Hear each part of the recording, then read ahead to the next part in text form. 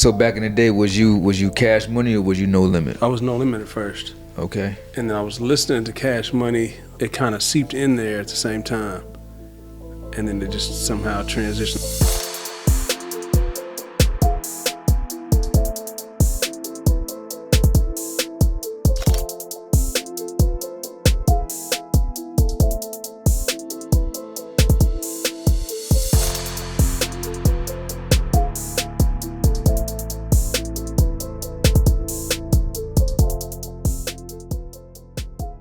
What up? Welcome to another edition of the King's Experience. Your boy Mark Chill. We got Jeff, the voice of the people in the building. Jizzle. Jizzle, as they call him in some streets. What's good with you, man? I'm chilling, man. Yeah? Yeah. Right on, man. That's always a good thing. I feel like Boosie. What does that even mean, bro? It means, fresh cut, you feel fresh. I'm listening to this song on the way over talking about fresh cut, fresh to bows, You just a New Orleans boy at heart, man. I am a Southern kid. I listen to Southern music. I think the Southern's in me deep down. And I just... So back in the day, was you Cash Money or was you No Limit? I was No Limit at first. Okay. And then I was listening to Cash Money. It kind of seeped in there at the same time. And then it just somehow transitioned. I kept No Limit, but then No Limit started to decline and Cash Money started to increase. Hey, who was your favorite person for each? I was special, man. So I was on Mac, man. That was my guy. Really? Mac was my guy, man. Okay. Yeah, for No Limit. Yeah. I mean, Mystical, don't get me wrong, Mystical was right behind him. And then, I don't even know who I would put after that. I mean, Pete led the way, so Pete kind of opened the door for me. But yeah, what was you? I was Silk the Shocker, bro. I thought so. I remember when I bought the fucking album, not the first album. Let me ask you, I was about to say, now I bought the first album. I bought the first album after I heard the second album, so I was like, all right. Which one? You talking about the one you jumping out the TV is the one I first bought? Yeah, that's the first album. Hey. I was going to charge it to the game. 1, 2, 3. Can you finish that? No, I can't. Man, okay. Silk's a G. Yeah, man. I got in trouble for buying a man CD. Really? Mm-hmm. I bought mine off of my brother. He sold it to me at full price too. Lucky. that's real messed up. Which one? Which one did you buy from? Mike. Yeah, that's what I thought. I thought so. Damn well it was Mike. Anyways, okay, so hold on. So Cash Money. We said No Limit. You said one from each. Right. Who was you on with Cash Money? Wayne. It was between BG and Wayne. A lot of people say, especially a lot of people in Detroit say BG. Yeah. I know a lot of people. I was really on Juve. Okay, I can see Juvie. I was on Juve because he was similar to me, but BG. But I went to Wayne. I went to Wayne pretty quickly. I think everybody ended up going directly to Wayne. Yeah, but I was on BG hard though. Nah, but what else is good with you, man? I've been investing in self. I can say this. I can say these ladies put a bug in my ear, big time. Yo, yeah, man. Jeff went and created himself a business. Man, listen, I've been holding off and stunting. Congratulations, bro. Thank you. Man, you know how many ideas I got in my head, bro? Like, I feel accomplished and not accomplished at the same time. I got all these things on paper. And I'm like, man, manifestation is real, man. Welcome to entrepreneurism. Bro, I've been on that 10 years ago. I just didn't make a move. Oh, I mean the aspect of feeling accomplished but not accomplished. Stunting on my dreams for so long, man, and that self-doubt is a real thing. Yeah, man. Yeah, I think that this year has really been like a year of constant growth for a lot of folks. You know what I'm saying? Like an awakening is happening. It's interesting to see. It's also weird as hell. You know what I'm saying? Because it's just this whole energy, this whole shift in energy. Mm-hmm. I can feel it. You know, I can definitely feel when I go in a room and I feel the positivity. I can feel when I feel the negativity. I can feel when I feel someone's hurting. And I'm not talking empath or nothing like that. I'm just saying, like, we talked at the beginning of the year, and I told you, I said, this year, something's going to shake. Yeah. I feel it. Something's popping. I don't know what it is, but something's about to pop. And it still feels like that. It feels like we continue to go up, even though it may be, you know, like one a boiling, step, like two a step. like a boiling point. You know what I'm saying? Like we're getting Yeah. to that boiling point where we're starting to. Like you said, we knew something was gonna come, like the fire zone. Mm-hmm. It's just a matter of when is that shit gonna get there now. The block is hot. I told you, this nigga straight from fucking New Orleans. What ward you from? What ward you from, Woody? Probably third. You hear me? Third you ward. from Calliope? Nah, or you from Magnolia? They from the Magnolia, home of the soldiers. See, that's about all I know. People don't know that at school. I had a lot of friends from New Orleans. So when I was a Southern, they took me, they took me to New Orleans. And I was, you know, they was talking about all the rappers. I was just listening. Like, oh, they knew all the back stories. Oh, word. And then I went with someone from the Magnolia to the Magnolia. And they were like, you and me. And I just, you know, was quiet and watched. It was very interesting. Yeah. Very interesting. Were you intimidated? At that time, no. Because I was a kid and I was about whatever. I was on, you know, whatever. Mm. What was your first college experience? My first college experience? Like, did you do like this? Did you do like a college tour when you turned 18? Or did you already, like, what did you do? I think I was 16 at the time. It was 16. And my church had a HBCU college tour. Mm-hmm. So that was the first college tour I went on. We went to Mississippi Valley State. We went to Southern. We went to Grambling. I think we went to Grambling. I think we went to Xavier, I believe. Mm. We went to like 5 schools. That was a cool experience. But as a matter of fact, to go back then, that's wrong, because my oldest brother is 8 years older than me. Mm-hmm. So my first college experience probably came when I was like 10. You know what I'm saying, or 11. But that I can actually remember, for sure 12. I remember going down there when I was like 12, 13. Mm-hmm. Yeah. If y'all have watched other episodes, you'll know what he's talking about. Reference back. Yeah, nigga. You know, some of us turned 21 was like, oh man, I'm about to rage. Me was like, I've been doing this shit. You know what I'm saying? Like, yeah. Yeah. So it was just, I didn't see the big deal out of it. Mm-hmm. You know? But 12, first college experience, Eastern Michigan University, down at Y-Town, Michigan. Oh yeah, a lot of good times down there, my man. Lots of good times. Spice Tree Apartments. Oh yeah. What about yourself? You know, I'm living vicariously through you on that one. Word. But I think something similar, like my cousin's 4 years older than me, and she was on a college tour, and we drove from Virginia. This is my first experience. We drove from Virginia all the way down to Georgia to pick her up out of the dorms. So, you know, I'm watching everybody go by, you know. Yeah. And so she's got to be 16, so I'm probably closer to, like you said, 12 I'm around that 13-ish. age. But if I say a college tour, when I was older, I went to FAM because she went to FAM. Okay. And we went to the club, me and my other cousin. Me and my little cousin was the same, you know, like my little brother, but we got into the club. Okay. At 18. Okay. All right. So like you talk about, I had the same experience. And my mind was blown. You know, Tallahassee had it popping, and I'm going to say this. I'm going to say I experienced some things, but, you know, that I hadn't experienced yet, kind of. because we have under 21 clubs where I'm from. It was the skating rink. After the skating rink, it was then the actual clubs where you can't drink, but you can go. Yeah, we had that when we were 17ish. The motherfuckers are stupid.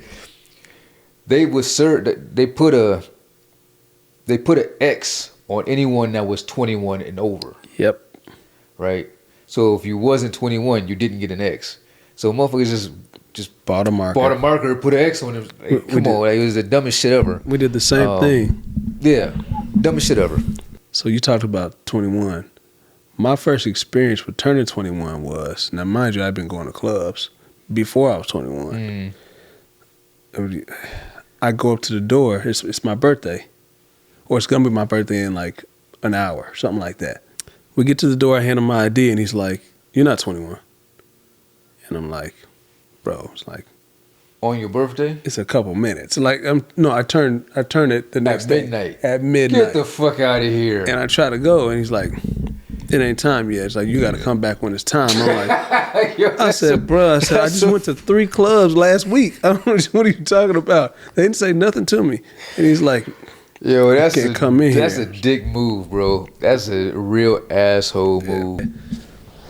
I got him back, but I was on one. How did you get him back? That's the question. I may have sort of found his car and opened doors to it somehow. Did you smear honey or like peanut butter inside your car to get the dogs to come in? Yeah, that would have been a good idea. I was thinking about what can I take out of the car so we can't have it anymore. We had the motherfucking dogs in that bitch. Boy. Oh, man, I'm sorry. I got something. All right, go ahead. Controversial. And we're not going to wait to throw it out there, so we got to throw it out there. I feel for LSU. I went to Southern, and at the same years I went, LSU won too. Southern and LSU won the same time. The football teams both won the national championship, or their region at the same time. So it's like when Joe Burrow was there, is what you're talking about? Was it 04? Oh, you're talking about longer. Okay. 04? Okay. So that's how old I am. And it was crazy. The whole BR was turned up. So I was excited to see the women win the other day. I just feel like these comments, man, and these side, these comments that have been said by said people about, she's too hood. Oh, she's too this and she's too that. Yeah, man. And I think that's what we was talking about when AB was here. Mm-hmm. As far as just how it's cool for some people to do it. You know what I'm saying? You know what? It's cool when you do it. It's a problem when I do it, right? Fuck them. Right.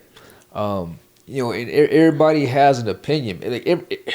Yo, I'm glad you said this, bro. Everybody has a fucking opinion right now, and everybody's a fucking expert, bro. I got a theory, but go ahead. No, I want to hear your theory, my man. My Please. theory is we now are in an age where these devices rule the world. Anybody can buy one of these mics that we talking on right now, and they can turn on a camera like we on right now, and they can spit it out. Where when we were growing up, and I hate to be the old guy in the room, but we couldn't do that. We couldn't just jump on that. You had to be on the radio or something else. So everyone is easily Instagram, everything else. You can just jump on an account. It's free.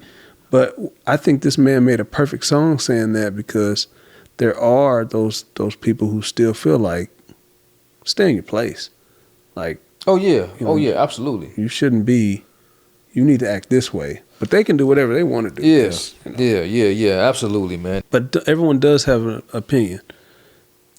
And that's the fucked up thing about it, man, is that that's all you fucking see on the timeline now, bro. Everybody's talking about it. Everybody's talking about it. Everybody has an opinion on it. I know exactly what whoever the fuck it is thinks about the same shit. Yep. And we all are coming to the same fucking conclusion that for us, it's fucked up. Yeah. And I worked in the media. Mm-hmm. All right. Nigga, I worked in the news. Spin cycle. For 5 years. So we talked about Tyler Perry's looking at buying BET or something like that. Mm-hmm. And The same way that it would take a nigga to get an NFL team is gonna cost Tyler Perry even more to buy that fucking just because of, you know what I'm saying, the dosage of melanin that he has. And the media runs the fucking, like, there's only 5 people that control the fucking media, bro. People don't know that though, and there's also the same thing. All these industries are usually controlled by certain things. Like the cigarette industries own food. Like people don't know that they've bought brands. Like there's 3 or 4, like you said, corporations that own everything that you buy every day. So all that money is trickling to one person, but you think you're buying brand specific things. Keep going, man. That's a tangent. And, you know, as far as what's the girl's name? Angel. She's handled herself well. She has. She's done a very good job. I mean, I think that when you at that type of level, that, you know, I played college football. You know what I'm saying? So behind the scenes, there's conversations that are being had behind the scenes. You know what I'm saying? Just because it's still life. You know what I'm saying? Kids, what, 20-something years old, 22, 21. But she's an adult. So is the other lady. Technically. I mean, yeah, they're adults in the eye of the law, but if you think about it, bro. Mentally, yeah. We kick kids out too fucking early, bro. What do you mean? What age do you think that they should? You talking about in the home? You talking about you kick them out to go to college? You're 18, time to go, nigga. So I think this, and this is for my own. I went all the way to Baton Rouge from Indianapolis. That's a drive. That's a thing. So, you know, I do think this. If I had to do it again, I would have stayed closer and like you said, save money, because on the other side of the coin, I think a lot of them do things like, and I hate to say them versus us, but I think they'll do things like go to this college in town, in state, so now you can save tuition, you can live at home, so you're not paying that. There's some parents that are smart enough to do that. Mine did that, and it's 2 sides to that coin. You know what I'm saying? Like if you think about the college experience, if you think about college in the aspect of just getting out of the fucking house and going to school, and you're not thinking of it like the long term aspect of it, you can set yourself back by not leaving the nest. By not leaving.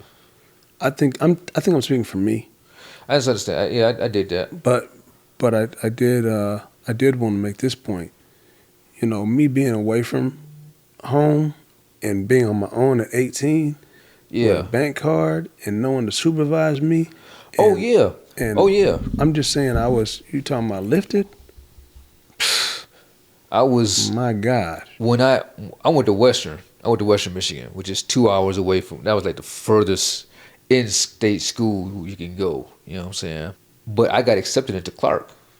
I wanted to go to Clark, and my mom was like, "You know, you got to pay out-of-state tuition." I was like, "How much is that?" I looked up how much that shit was. Yeah. I was like, "Oh." And I looked at Western's in-state tuition. I was like, "Huh. Well, I guess that settles that." Listen, I think a lot of us are grabbing at straws, not really knowing what direction to take. Like, if you're not on the scholarship, you're just going to school, especially you're leaving home, and you're trying to figure it out with no real direction. Bro, man, listen, if I knew what I knew, you know that old saying.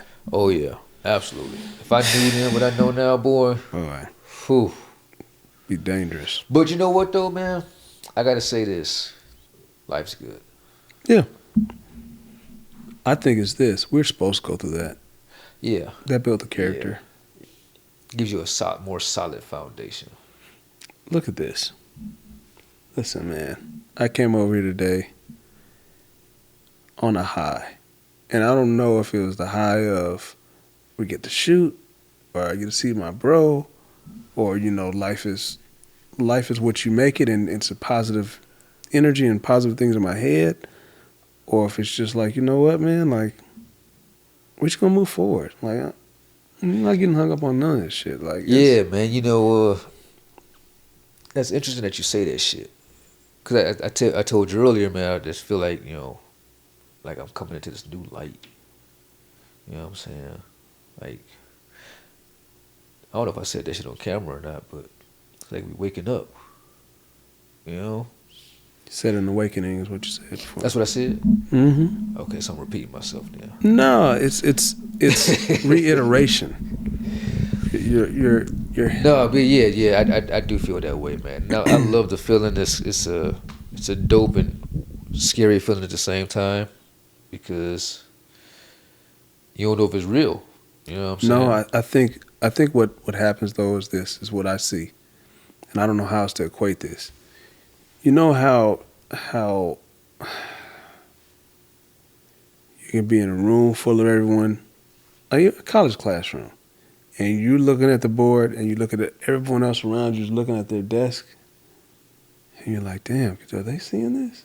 Or is it just me? Like, it's I don't know, I'm trying to equate it to something else. I'm trying to use an analogy like waking up in a room where everyone else is still asleep, and I don't know. I'm just saying, I understand what you mean by the awakening.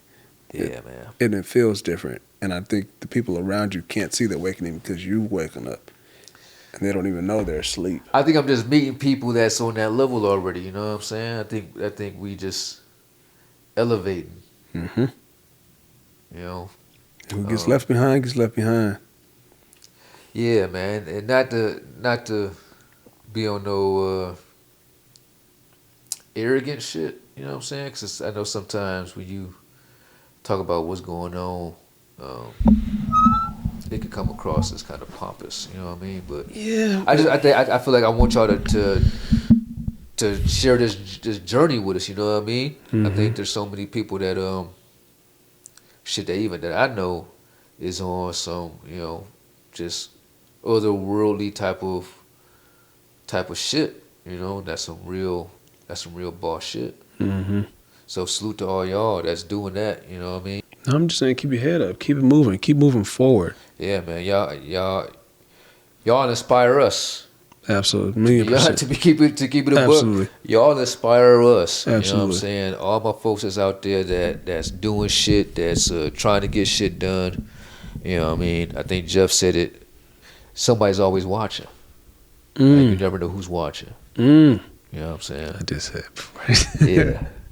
Yeah, so we see y'all, man, and you know, keep motherfucking grinding. Absolutely. Keep grinding. Absolutely. Yeah. Yeah, you can't stop. Hey, I'll just say this. If you feel like you took one step back, I promise you're probably going to take 2 steps forward. Hey, man, minor setback ain't nothing but a major comeback. You know what I mean? There it is. And, you know, we've seen our fair share of, oh, my gosh, bro. Roller coaster of life. Yo, so, yeah, man, just know that the days there's brighter days. You know what I'm saying? If you're having a down day, if you're having a moment, you know, the sun will rise. Let me say this too, man. So like you said, that if you're having a bad day or a bad week, bad month, bad year, look at all the things you have. And I don't mean materialistic things. I'm talking about like real tangibles. You got family. You got, you have people that actually care for you. Reach out to somebody. Don't go through what you're going through in silence. Yeah. Try to talk to someone who will have your back or someone you feel comfortable with so you can get that out. You really just need a sounding board. You know what I'm saying? I'm talking about mental health too. Like, yeah, well, that's what I'm saying, because sometimes you got to get it out.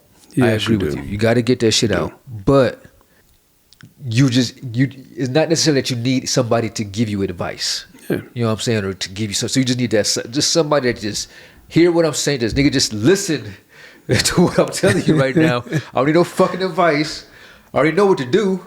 You know what I'm saying? I'm just venting. mm-hmm. You know? And you just say shit. Just listen, nigga. All Even right? if you got to start with that. Oh, yeah. Hey, man. Me and Brian, we've gotten a lot closer, being that we so distant in age. Yeah, like, man, these two dudes don't even know they're 2 peas in the pod. They think we they're are not. so bro. Like, seeing that over the last couple of years has really been like eye opener. Like, it's like we live in the same fucking life. Bro, I literally met his brother and was like, oh yeah, Like, yeah. He's like, yeah, we done. I was like, bro, y'all are just alike. Yo, it's the exact same fucking story, man. Like, you just alike. You literally just alike. And Yo, I'm like, bro, it's sometimes I have to tell him like, hey, man, I don't hear that shit. that's because but maybe you need to hear it because you're the younger age. So that's probably good. Because, well, it's not. I don't want to hear fucking complaining. Oh yeah, I guess so. I guess so.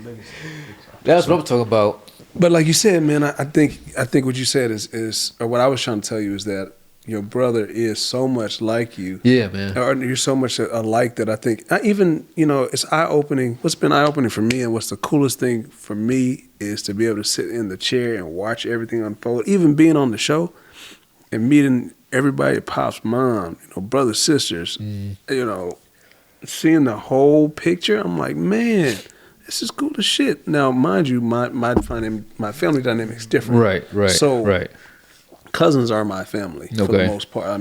Brother and sister, I love y'all. Don't think nieces and nephews, I love y'all too. I hope y'all don't think I love you. I love y'all for real. But that makes sense. I just think it's cool to see the full family dynamic in one sitting or pieced together through a time period. I'm like, man, they don't even know. Like, man, okay, so growing up in a house like that it's fucking chaos. Oh, I bet it is. It's chaos. And when we in it, like, we didn't think it was chaos. It was just normal. You know what I'm saying? It's just what we did. Mm-hmm. And it's funny as fuck that we talk about this because I was at my mom's house a couple weeks ago, and I was going through the pictures, and there was this picture of her. I said, "Ma, it was like you had a rough ass day." Mm-hmm. She said, "Probably." Man, it was like she stuck a fucking fork in the electric socket, nigga. Like, her, it man, like, looking back at it, it's a funny ass picture. But, like, to think about the four of us and all the shit that we got into, I take myself out of the equation a lot because I was a very quiet kid. That's how that picture looked when you was in the back line. Yeah, I was kind of reluctant to use that picture, but you know what? Our story's our story, man. No. I was a very quiet kid, because Mike was the loud one. If you see the fucking episode, Mike is cool, man. Mike is super cool. But that's my nigga, though. That's my nigga. And so I just kind of stood back. You know what I'm saying? And I think I'd still do that now. I let them shine. I try to let them shine. When you're with them, I think sometimes, but you still have a voice, and I think your voice resonates with them. Yeah. I let them take the spotlight, but like you said, my voice is I've proven myself. Yeah, you know what I'm saying? And they listen to you too. Yeah. And they're proud of you. Yeah, I love y'all, man. I appreciate y'all like a motherfucker. And with that being said, you know what I'm saying, we appreciate y'all for tuning in and checking in with us. And then we'll check y'all next week.